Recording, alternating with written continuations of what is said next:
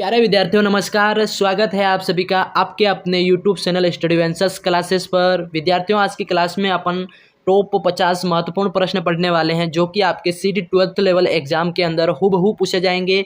विद्यार्थियों आपके एग्जाम में मात्र आपके 7 से 8 दिन बचे हैं, तो विद्यार्थियों क्लास आप पूरा देखना और आप लास्ट में कमेंट करके जरूर बताना कि आपके कितने प्रश्न इसमें सही हो रहे हैं। तो चलिए शुरू करते हैं आज की पहली क्लास। प्रश्न पहला पूछा गया है आप सभी से। प्रश्न आपका क्या पूछा है कि राजस्थान में डेयरी विकास हेतु राजस्थान सहकारी डेयरी संघ आरसीडीएफ की स्थापना कब की गई। सभी साथियों को बताना है राजस्थान में डेयरी विकास हेतु जो राजस्थान सहकारी डेयरी संघ की स्थापना कब की गई। तो ए आपका हो जाएगा 2002 में, बी आपका 1988 में, सी आपका 1952 या डी आपका 1977। तो सभी साथियों को बताना है कि इसमें आपका कौन सा करेक्ट हो जाएगा। साथियों इसमें आंसर की बात करें आपके तो कौन सा सही हो जाएगा, सभी विद्यार्थी कमेंट्स में बताएंगे कि राजस्थान में डेयरी विकास हेतु राजस्थान सहकारी डेयरी संघ की स्थापना कब की गई। देखो इसमें से आप सभी का राइट हो जाएगा। सभी का इसमें क्या राइट हो जाएगा, इसमें आप सभी का राइट हो जाएगा 1977 में। ठीक है, 1977 आपका राइट हो जाएगा। डी ऑप्शन करने वाले सभी साथियों का राइट हो जाएगा। हाँ, अब बढ़ते हैं प्रश्न आपके 25 की तरफ। विद्यार्थियों चैनल पे नए तो चैनल को सब्सक्राइब जरूर करना, क्लास को पूरा देखना और स्किप मत करना। प्लीज़ क्लास आप पूरी देखना, इसमें बहुत ही महत्वपूर्ण प्रश्न आप सभी के लिए लेके आया हूँ। तो प्रश्न 2 पूछा गया सभी से कि नागौर जिले में स्थित घोटन नामक स्थान, देखो घोटन स्थान किस उद्योग के लिए प्रसिद्ध है। नागौर जिले के अंदर एक जगह है घोटन, वो किस उद्योग के लिए प्रसिद्ध है तो वो बताना है ना। तो ए आपका शक्कर का उद्योग, सीमेंट का उद्योग या फिर कांच का उद्योग या फिर धातु का उद्योग। तो सभी विद्यार्थी अपना आंसर कमेंट करेंगे कि नागौर जिले में घोटन किस उद्योग के लिए प्रसिद्ध है। तो वो आपका इसमें आंसर कौन सा हो जाएगा, इसमें आपका आंसर हो जाएगा साथियों, इसमें आपका आंसर हो जाएगा सीमेंट उद्योग के लिए, है ना। सीमेंट उद्योग के लिए प्रसिद्ध है। ठीक है, ये आपको याद रखना, सीमेंट उद्योग के लिए। तो आपका इसमें जो बी ऑप्शन करने वाले साथियों, बी ऑप्शन करने वाले सभी का बी आपका राइट हो जाएगा। नोट कर लेना सभी। हाँ, बढ़ते हैं प्रश्न आपके 26 की तरफ। प्रश्न 26 पूछा गया है कि राजस्थान का कौन सा भौगोलिक अंचल सबसे अधिक ऊंचा है। राजस्थान का सबसे अधिक भौगोलिक अंचल कौन सा जो ऊंचा है। तो इसमें आप सभी का क्या आंसर सही हो जाएगा साथियों। देखो इसमें ए अरावली पर्वत, बी थार का मरुस्थल, सी हाड़ौती का पठार या फिर पूर्वी मैदानी अंचल। तो बात करें सबसे ऊंचे अंचल की, जो भौगोलिक अंचल सबसे ऊंचा है तो वो आपका अरावली का पर्वत हो जाएगा, है ना।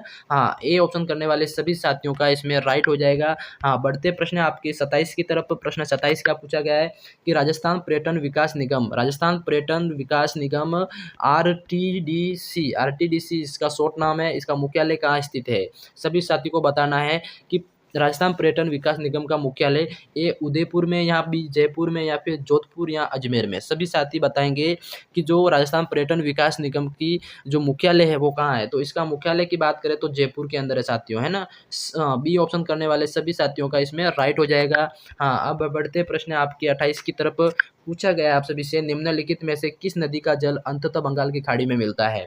ऐसी कौन सी नदी है जिसका जल अंततः मतलब अंतिम जगह अंतिम में जाके बंगाल की खाड़ी में मिलता है। तो ए माही, बी बनास, सी लूनी या घग्गर। तो बताइए साथियों इसमें अंततः बंगाल की खाड़ी में मिलने वाली नदी का पानी कौन सा हो जाएगा, कौन सी नदी हो जाएगी। तो बात करें वो बनास नदी, है ना। बनास नदी बी ऑप्शन करने वाले सभी विद्यार्थियों का इसमें आपका राइट हो जाएगा। हाँ, बढ़ते प्रश्न आपके 29 की तरफ। क्या पूछा है कि राजस्थान में शासन सचिवालय की स्थापना कब हुई। शासन सचिवालय की स्थापना कब हुई, वेरी वेरी इंपॉर्टेंट प्रश्न है। ए आपका 1 अप्रैल 1949, बी आपका अप्रैल 1950 या फिर नवंबर 1949 या फिर 4 नवंबर 1950 को। तो साथियों बताइए इसमें राजस्थान के अंदर शासन सचिवालय की स्थापना की बात करें तो ये कब हुई होती। ये आपकी हो गई 1 अप्रैल 1949 को, है ना। 1 अप्रैल 1949 आपका ए ऑप्शन करने वाले सभी विद्यार्थियों का इसमें राइट हो जाएगा। नोट कर लेना सभी। हाँ, बढ़ते प्रश्न आपके 30 की तरफ। प्रश्न 30 क्या पूछा है, किस वर्ष में राजस्थान राज्य महिला आयोग की स्थापना की गई थी। वे देखो वेरी वेरी इंपॉर्टेंट प्रश्न है। किस वर्ष से राजस्थान राज्य महिला आयोग की स्थापना की गई। तो 1997, बी 1997 और सी आपका 1998 या 1999 को। तो महिला आयोग की स्थापना कब करी, महिला आयोग की स्थापना की बात करें साथियों तो वो आपका हो जाएगा 1999 को, है ना। 1999 आपका मतलब डी ऑप्शन करने वाले सभी का राइट हो जाएगा। हाँ, बढ़ते हैं अब प्रश्न आपके 31 की तरफ। प्रश्न 31 क्या पूछा है देखो, अग्निकुंडों के साक्ष्य कहाँ मिलते हैं? देखो जो किस सभ्यता के अंदर अग्निकुंडों के साक्ष्य मिलते हैं? तो ए मोहनजोदड़ो, बी संदूड़ो, या फिर लोथल, या कालीबंगा। बताइए साथियों, प्यारे विद्यार्थियों बताइए, इसमें जो अग्निकुंडों के साक्ष्य कहाँ मिलते हैं तो इसका आंसर क्या हो जाएगा? इसका आंसर आपका सभी का जो हो जाएगा कालीबंगा। क्या? कालीबंगा, जिसके अंदर आपके ये अग्निकुंडों के साक्ष्य मिलते हैं। समझ गए सभी? हाँ, नोट कर लेना। बढ़ते प्रश्न आपके 32 की तरफ। राजस्थान में लोकनायक के नाम से किन्हें जाना जाता है? राजस्थान के अंदर जो लोकनायक के नाम से किन्हें जाना जाता है? तो ए मोहनलाल सुखाड़िया, बी हीरालाल शास्त्री, या फिर जय नारायण व्यास, या हरिदेव जोशी। लोकनायक की बात करें साथियों तो आपका जय नारायण व्यास इसमें सभी का सही हो जाएगा। जय नारायण व्यास आपका सी ऑप्शन करने वाले सभी का आपका राइट हो जाएगा। हाँ, अब बढ़ते हैं प्रश्न आपके 33 की तरफ साथियों। प्रश्न 33 पूछा गया है कि जोती हुई कृषि भूमि का साक्ष्य प्राप्त हुआ। जोती हुई खेत मतलब जोते हुए खेत है ना, उसके साक्ष्य का किस सभ्यता के अंदर मिले थे? ए कालीबंगा, बी मोहनजोदड़ो, सी बनवाली, या फिर डी आपका हड़प्पा सभ्यता। तो साथियों, जोते हुए कृषि के साक्ष्य भूमि के साक्ष्य मिले थे आपके कालीबंगा से, है ना, कालीबंगा सभ्यता से मिले थे। और कालीबंगा, काली चूड़ियाँ इसका अर्थ होता है कालीबंगा का। ठीक है, ये आपको नोट कर लेना। अब बढ़ते हैं प्रश्न आपके 34 की तरफ। प्रश्न 34 क्या पूछा गया साथियों? मारवाड़ में निष्कासन के बाद दुर्गादास राठौड़ को राज्य में क्या पद मिला? मारवाड़ से उनको निकालने के बाद जो दुर्गादास राठौड़ थे, दुर्गादास को मेवाड़ राज्य में क्या पद मिला? तो ए आपका सेनापति, बी हाकिम, सी प्रधान, या फिर मनसबदार।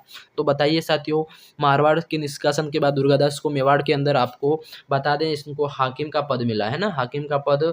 हाकिम आपका जो बी ऑप्शन है आपका राइट हो जाएगा साथियों। ठीक है, नोट कर लेना सभी। बढ़ते हैं आप प्रश्न आपके 35 की तरफ। 35 क्या पूछा गया है? वेरी वेरी इंपॉर्टेंट प्रश्न है। राव जोधा ने किस वर्ष जोधपुर नगर की स्थापना करी? राव जोधा द्वारा किस वर्ष आपके जोधपुर नगर की स्थापना करी? तो ए आपका 1459, बी आपका 1539, या फिर 1526, या फिर 1113 ईस्वी में। तो अब जोधपुर नगर की स्थापना की बात करें साथियों तो वो आपका हो जाएगा 1459 ईस्वी में। 1459 ईस्वी आपका जो ए ऑप्शन करने वाले हैं सभी का राइट हो जाएगा आपका। समझ गए? हाँ, नोट कर लेना। अब बढ़ते प्रश्न आपके 36 की तरफ। प्रश्न आपका 36 क्या पूछा गया साथियों? जयपुर स्थित जो हवा महल है इसका निर्माण किसने करवाया? जयपुर में जो हवा महल है साथियों इसका निर्माण किसने करवाया? तो आपका ए सवाई जयसिंह प्रथम, बी आपका सवाई जयसिंह द्वितीय, या सवाई प्रताप सिंह, या फिर सवाई मानसिंह। तो हवा महल का निर्माण करवाने वाले कौन थे?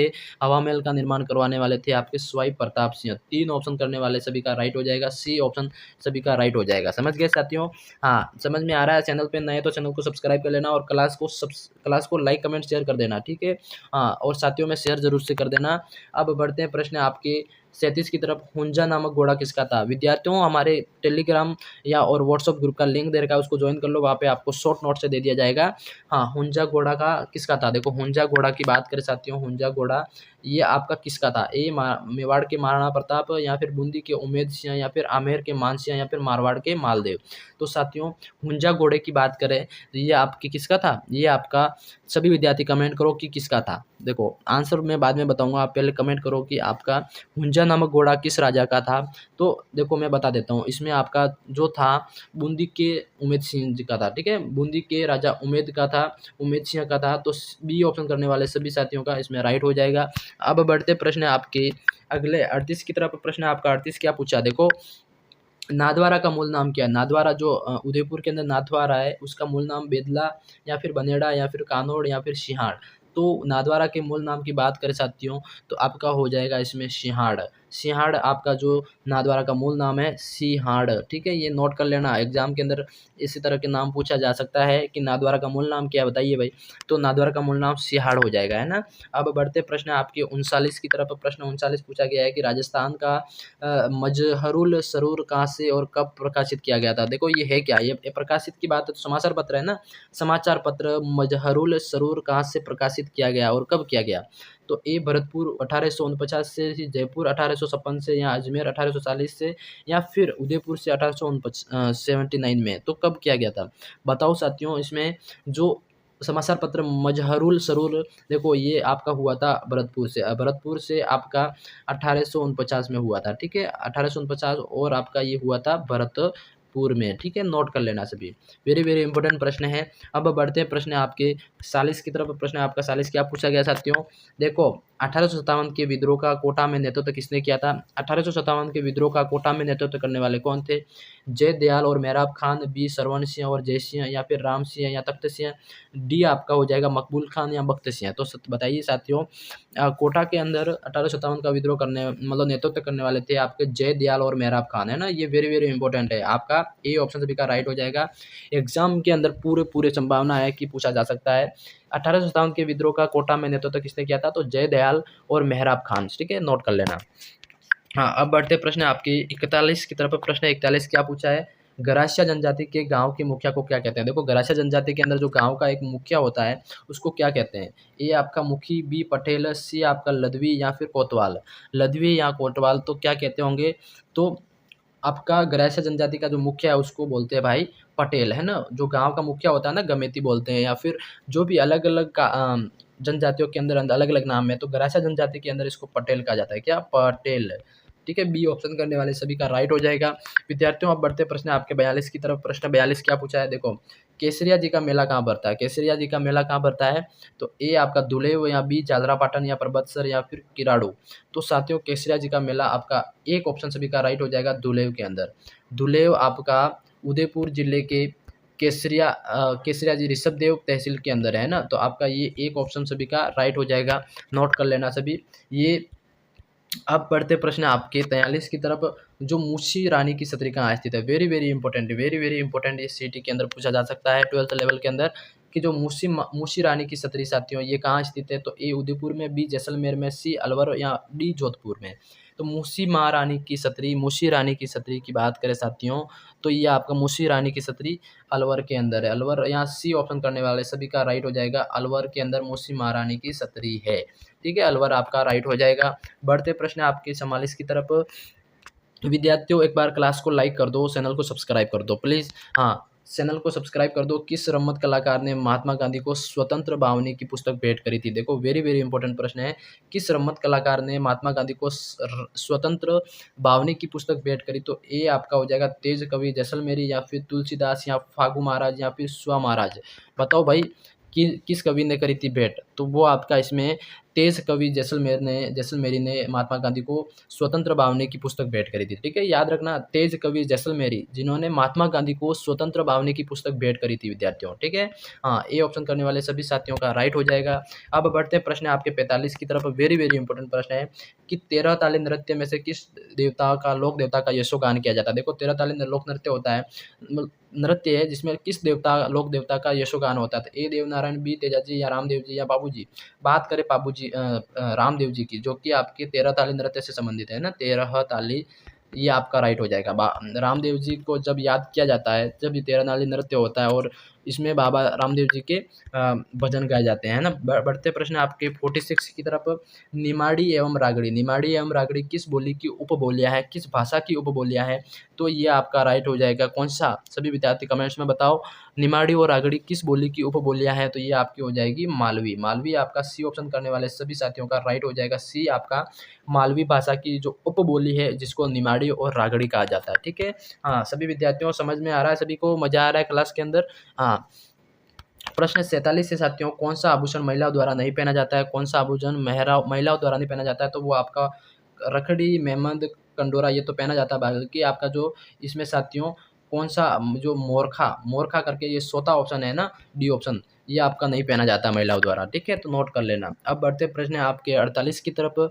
पूछा क्या गया है कि ग्रियर्सन ने किस बोली को भीलों की बोली की संज्ञा दी है। देखो ग्रियर्सन ये कोई विद्वान है जिन्होंने किस बोली को भीलों की बोली के नाम से संज्ञा दी है, तो ए अहिरवाटी, बी डिंगल, या फिर सी निमाड़ी, या फिर आपका वागड़ी। तो बताओ भाई कि ग्रियर्सन ने किस बोली को भीलों की बोली की संज्ञा दी, तो वो आपकी हो जाएगी वागड़ी, है ना। वागड़ी आपका 4 ऑप्शन मतलब डी ऑप्शन करने वाले सभी का साथियों राइट हो जाएगा।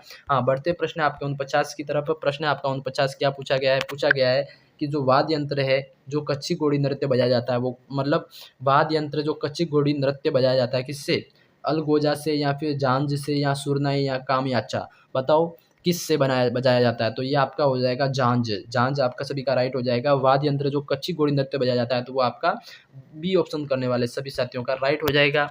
हाँ, बढ़ते प्रश्न आपके प्रश्न 50 की तरफ। प्रश्न 50 पूछा गया है कि लोकनाट्य चार वेद किस शहर से संबंधित है? लोकनाट्य चार वेद किस मतलब शहर से संबंधित है? तो वो आपका हो जाएगा साथियों टोंक से। टोंक आपका जो 4 ऑप्शन करने वाले हैं सभी का इसमें राइट हो जाएगा। समझ गए सभी विद्यार्थियों? आज की क्लास में टॉप 50 प्रश्न आप सभी के लिए मैं लेके आया था। क्लास आपको कैसी लगी कमेंट सेक्शन में ज़रूर बताना, और कितने प्रश्न आपके सही हो रहे हैं वो भी बताना, और चैनल पे नए तो चैनल को सब्सक्राइब जरूर कर लेना। मैं मिलता हूँ नेक्स्ट क्लास में, तब तक के लिए जय हिंद जय भारत दोस्तों।